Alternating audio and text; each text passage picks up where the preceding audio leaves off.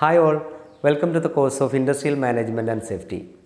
In this session, we will discuss about 14 principles of management by a.Fayol. At the end of this session, I will give you a simple trick to memorize all these 14 principles. So let's move to the session. These are the 14 principles by a.Fayol. We will discuss all these things in detail. Division of work. This is the first principle of a.Fayol. Divide the work into elements. വർക്കിനെ വിവിധ ചെറിയ ചെറിയ ജോബുകളായിട്ട് അല്ലെങ്കിൽ ടാസ്കുകളായിട്ട് divide ചെയ്യുക. Then it will lead to specialisation. നമുക്കറിയാം, ഒരു കാര്യം റിപ്പീറ്റഡ് ആയിട്ട് ഓരോ ദിവസവും ചെയ്തുകൊണ്ടിരുന്നാൽ അതിൽ നമ്മൾ സ്പെഷ്യലൈസ്ഡ് ആവും. ചെറിയ കമ്പനിയിൽ അല്ലെങ്കിൽ ചെറിയ സ്ഥലങ്ങളിലൊക്കെ വർക്ക് ചെയ്യുന്ന ആളുകളെ നമ്മൾ ശ്രദ്ധിച്ചിട്ടുണ്ടാവും. അവരുടെ ജോലി മാത്രമായിരിക്കും ചെയ്യുക. അപ്പോൾ ആ ഒരു ജോലിയിൽ അവർ സ്പെഷ്യലൈസ്ഡായിരിക്കും. ആ ഒരു കാര്യമാണ് a.Fayol നമ്മുടെ പ്രിൻസിപ്പിൾസ് ഓഫ് മാനേജ്മെൻറ്റിൽ ആദ്യത്തെ പ്രിൻസിപ്പിളായിട്ട് പറയുന്നത്. Divide the work into small elements. Okay, then next one is authority and responsibility. What is authority? Authority means the right to give orders to subordinates. നമ്മുടെ താഴെയുള്ള സബോർഡിനേറ്റ്സിന് ഓർഡർ കൊടുക്കാനുള്ള, അതുപോലെ to take decision, to use resources, തീരുമാനങ്ങൾ എടുക്കാനുള്ള, അവിടെയുള്ള resources ഉപയോഗിക്കാനുള്ള അതിൻ്റെ മേലുള്ള അധികാരത്തിനെയാണ് അതോറിറ്റി എന്ന് പറയുക. Then what is responsibility? Responsibility എന്ന് പറയുന്നത് എന്താ? മലയാളത്തിൽ ഉത്തരവാദിത്വം എന്ന് പറയും, ഇല്ലേ? We have some responsibility or we have some obligation with the company.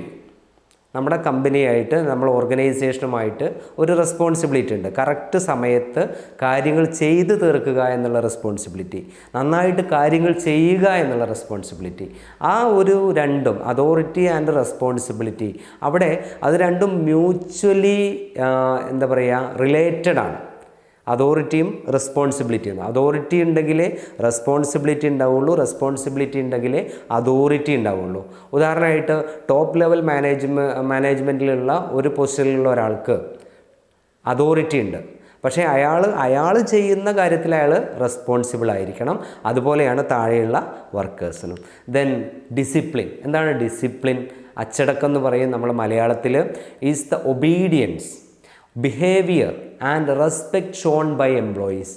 നമ്മൾ കാര്യങ്ങൾ ചെയ്യുമ്പോൾ നല്ല രീതിയിൽ ചെയ്യാനും മുകളിലുള്ള ആളുകളെ അംഗീകരിച്ചുകൊണ്ട് വർക്ക് ചെയ്യാനുള്ള ആ ഒരു കാര്യം, അതിനാണ് ഡിസിപ്ലിൻ എന്ന് പറയാം. രണ്ട് ടൈപ്പ് ഡിസിപ്ലിൻ ഉണ്ട്. Self imposed discipline and command discipline. What is self imposed discipline? നമ്മൾ സ്വയം തീരുമാനിക്കുകയാണ്, ഞാൻ ഈ കമ്പനിയിൽ വർക്ക് ചെയ്യുന്ന കാലത്തോളം ഡിസിപ്ലിൻഡ് ആയിരിക്കും, എല്ലാ കാര്യങ്ങളും കറക്റ്റ് സമയത്ത് അതിൻ്റെ രീതിയിൽ ചെയ്യുമെന്നുള്ളത് നമ്മൾ സെൽഫായിട്ട് ഇമ്പോസ് ചെയ്യുന്ന ഡിസിപ്ലിനാണ്. Then command discipline, as the name implies, ഈ മുകളിലുള്ള ആളുകൾ പറയുന്നതിനനുസരിച്ച്, പറയുമ്പോൾ മാത്രം ഡിസിപ്ലിൻ ചെയ്യുന്ന ആ ഒരു രീതിക്കാണ് കമാൻഡ് ഡിസിപ്ലിൻ എന്ന് പറയാം. Then next is unity of command. Unity of command നമ്മൾ പ്രത്യേകിച്ച് പെട്ടെന്ന് മനസ്സിലാക്കണമെങ്കിൽ ഈ ഒരു ഫിഗർ നോക്കിക്കഴിഞ്ഞാൽ അറിയാം.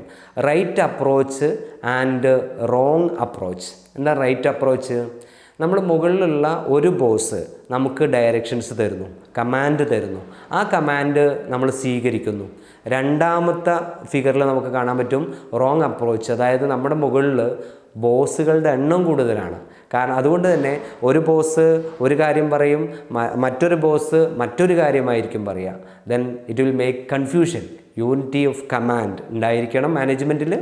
Then centralisation and decentralisation. എന്താണ് സെൻട്രലൈസേഷൻ?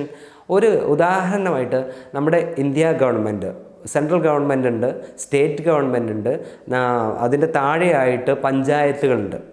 അധികാര വികേന്ദ്രീകരണം എന്ന് പറയും. സെൻട്രലൈസേഷൻ എന്ന് പറഞ്ഞാൽ മുകളിലുള്ള അല്ലെങ്കിൽ ഒരു സെൻട്രൽ അതോറിറ്റി, അവർക്കായിരിക്കും ഡിസിഷൻ മേക്കിങ്ങിലുള്ള പവർ. ഇപ്പോൾ നമ്മുടെ ഇന്ത്യ രാജ്യത്ത് അധികാര വികേന്ദ്രീകരണം വന്നപ്പോൾ പഞ്ചായത്ത് തലം മുകളിലേക്കുള്ള ഓരോ ഭരണാധികാരികൾക്കും തീരുമാനങ്ങൾ എടുക്കാനുള്ള പവർ ഡെലിഗേറ്റ് ചെയ്ത് കൊടുത്തു. അങ്ങനെ ഡീസെൻട്രലൈസ്ഡ് ആയിട്ടുള്ള ഒരു സിസ്റ്റം, സെൻട്രലൈസ്ഡ് ആയിട്ടുള്ള ഒരു സിസ്റ്റവും.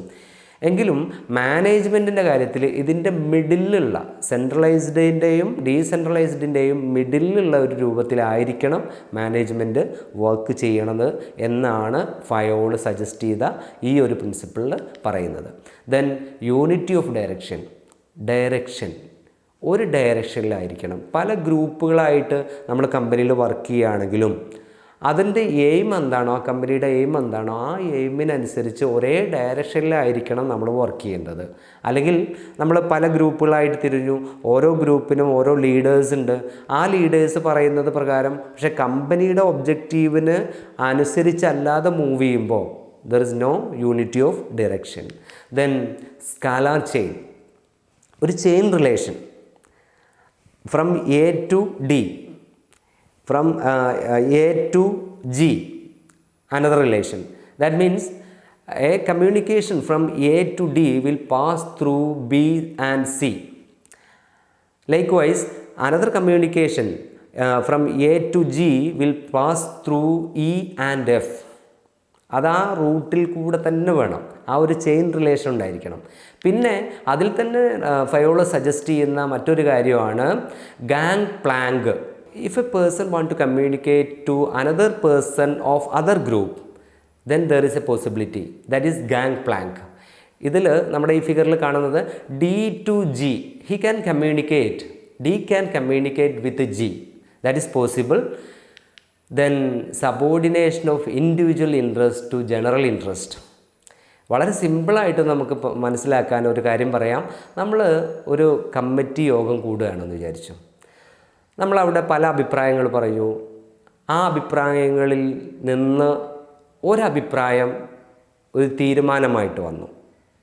അതിനുശേഷം ഞാൻ പറയുകയാണ് എൻ്റെ തീരുമാനം അതല്ലായിരുന്നു എന്ന് പറഞ്ഞാൽ അത് ശരിയല്ല.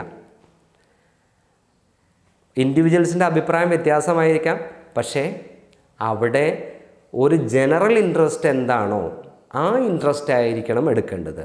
അതാണ് subordination of individual interest to general interest. Management ലെവലാണെങ്കിലും ഒരു ഡിസ്കഷൻ വരുമ്പോൾ ഒരു ഇൻഡിവിജ്വൽ ഇൻട്രസ്റ്റിന് മാത്രമായിരിക്കരുത് പ്രാധാന്യം. അവിടെ നമ്മളെല്ലാവരും കൂടി, അല്ലെങ്കിൽ മാനേജേഴ്സ് എല്ലാവരും കൂടി, അവിടെയുള്ള ഓർഗനൈസേഷനിലുള്ള മൊത്തം ഇൻട്രസ്റ്റ് എന്തായിരിക്കുമോ അതായിരിക്കണം അവിടുത്തെ decision. Next is remuneration of personnel. എന്താണ് റെമ്യൂണറേഷൻ? നമുക്കറിയാം വേജ് അല്ലെങ്കിൽ സാലറി എന്നൊക്കെ പറയും. എംപ്ലോയീസിൻ്റെ remuneration it should be fair, reasonable and satisfactory അല്ലെങ്കിൽ എന്താ കുഴപ്പം?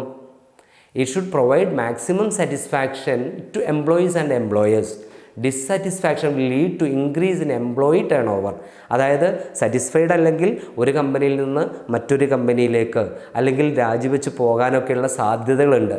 അതുകൊണ്ടാണ് റെമ്യൂണറേഷൻ ഓഫ് പേഴ്സണൽ എന്ന് പറയുന്ന ഈ പ്രിൻസിപ്പിൾ ഹെൻറി ഫയോൾ സജസ്റ്റ് ചെയ്തത്. Then order, a right man in the right place. കറക്റ്റായിട്ട് ഏബിളായിട്ടുള്ള ഒരു പേഴ്സൺ അയാൾക്ക് അനുയോജ്യമായിട്ടുള്ള സ്ഥാനത്തായിരിക്കണം അയാളെ നിയമിച്ചിരിക്കുന്നത്. അതുപോലെ there should be an order of material things, everything it should be in its place. That is A principle order. Then initiative. എന്താണ് initiative? ഒരു കാര്യം ഇനീഷ്യേറ്റീവ് എടുക്കാനുള്ള അധികാരം അല്ലെങ്കിൽ അതിനുള്ള ഒരു പവർ ഓരോരുത്തർക്കും കൊടുത്തിരിക്കണമെന്നാണ് ഹെൻറി ഫയോൾ സജസ്റ്റ് ചെയ്യുന്നത്. ഒരു വർക്കർ, അയാൾക്കൊരു ഐഡിയ ഉണ്ട്, ആ ഐഡിയ അയാൾക്ക് പ്രാവർത്തികമാക്കാൻ അതിന് ഇനീഷ്യേറ്റീവ് എടുക്കാനുള്ള ആ ഒരു പവർ അദ്ദേഹത്തിന് കൊടുത്തിരിക്കണം. ഓരോ ലെവലിലുള്ള എംപ്ലോയീസിനും മാനേജേഴ്സിനും ഇനീഷ്യേറ്റീവ് എടുക്കാനുള്ള പവർ ഉണ്ടായിരിക്കണം. അതാണ് ഈ ഒരു പ്രിൻസിപ്പിളിലൂടെ ഹെൻറി ഫയോൾ സജസ്റ്റ് ചെയ്യുന്നത്. Then stability. നമുക്കറിയാം, ഒരാളെ ട്രെയിനിങ് കൊടുത്ത് അയാളെ ഒരു ജോബിൽ പ്ലേസ് ചെയ്ത് കഴിഞ്ഞാൽ അത് കറക്റ്റായിട്ട് അയാൾ അതിൽ ഏബിളായിട്ട് വരാൻ കുറച്ച് സമയമെടുക്കും. സ്റ്റെബിലിറ്റി ഇല്ലാത്തൊരു സിറ്റുവേഷൻ ആണെങ്കിൽ അയാൾ വർക്ക് ചെയ്യാൻ തുടങ്ങി, ട്രെയിനിങ് കൊടുത്തു, ആ ട്രെയിനിങ്ങിൽ അയാൾക്കത് ഏബിൾ ആവുന്നതിന് മുമ്പ് അയാളെ മറ്റൊരു സ്ഥലത്തേക്ക് മാറ്റിക്കഴിഞ്ഞാൽ നമ്മൾ ട്രെയിനിങ് കൊടുത്തത് വെറുതെ ആവും, അയാൾ വർക്ക് ചെയ്തത് വെറുതെ ആവും, അയാൾ അതിൽ സ്പെഷ്യലൈസ്ഡ് ആവില്ല. അപ്പോൾ സ്റ്റെബിലൈസേഷൻ അല്ലെങ്കിൽ സ്റ്റെബിലിറ്റി എന്ന് പറയുന്നത് ഫയോൾ സജസ്റ്റ് ചെയ്ത മറ്റൊരു പ്രിൻസിപ്പിളാണ്. Then equity. കൈൻഡ്നെസ്, അല്ലെങ്കിൽ എല്ലാവരോടും ഒരേപോലെ നല്ല രീതിയിൽ സുപ്പീരിയേഴ്സ് പെരുമാറണം എന്നുള്ളതാണ്. ഒരേപോലെ പരിഗണിക്കണം എല്ലാവരെയും. അത് മുകൾ ലെവലിലുള്ള അല്ലെങ്കിൽ മിഡിൽ ലെവലിലുള്ള അല്ലെങ്കിൽ താഴെ ലെവലിലുള്ള ആളുകളെയൊക്കെ അവരുടേതായ രീതിയിൽ അവരെ ഈക്വലായിട്ട് പരിഗണിക്കണം എന്നുള്ളതാണ്. It implies that managers should be fair and impartial while dealing with subordinates. ഏത് സബോർഡിനേറ്റ്സിനോടും ഡീൽ ചെയ്യുമ്പോൾ ഇമ്പാർഷ്യലായിരിക്കണം, ജെനുവിനായിരിക്കണം, ജസ്റ്റിസ് ഉണ്ടായിരിക്കണം. That is equity. Then last one, Espirit De Corps. That means union is strength. Team സ്പിരിറ്റാണ് ഉദ്ദേശിക്കുന്നത്. ഹാർമണി ഇൻ ദ വർക്ക് പ്ലേസിലുള്ള ഒരു ഹാർമണി, ഒരു സന്തോഷകരമായിട്ടുള്ള അവസ്ഥ, എല്ലാവരും കൂടി വർക്ക് ചെയ്യുന്ന, എല്ലാവരും ഒരേ എയിമിലൂടെ ഒരു ഗോള് നേടുന്നതിന് വേണ്ടിയിട്ടുള്ള വർക്ക് ചെയ്യുന്ന ആ ഒരു അവസ്ഥയ്ക്കാണ് Espirit De Corps എന്ന് പറയുന്നത്. This is the 14th principle of Henry Fayol. Okay, I will give you a simple trick to memorize all these 14 principles. Dad, you see USSR? It's a question. You can remember this? Dad, you see USSR? Then answer is, oh, I see. Then from this word you can remember all these 14 principles. Okay, thank you. Let's meet in another session.